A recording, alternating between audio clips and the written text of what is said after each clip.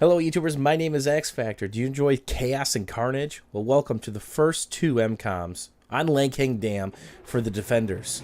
As defenders, we get in our vehicles right away. We've got an LAV and a piece of armor, which allows us to get to our spot before we have to worry about their armor, which is an Amtrak, as a mobile spawn point, which is a ton of hit points and does substantial damage over two different weapons, and a tank.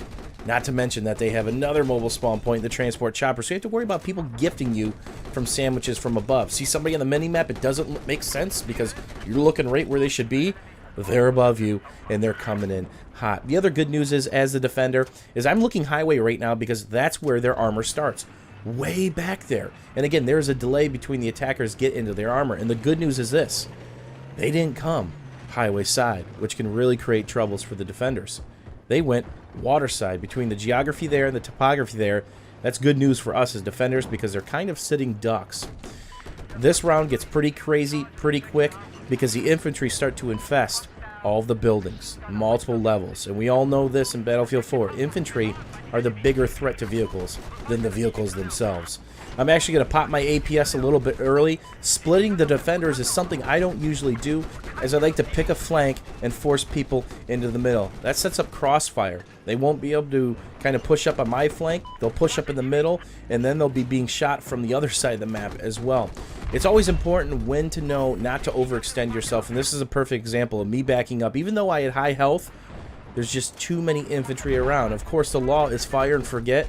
It reloads very quickly. It's not one law user you have to worry about as I open up shot for the roadkill grill.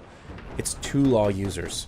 They can really shut you down and create problems. I am using the Sable shell with the HMG.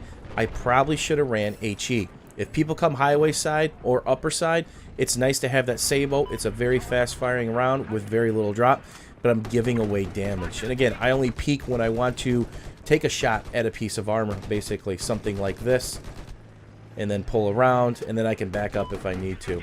So the transport chopper is still above me.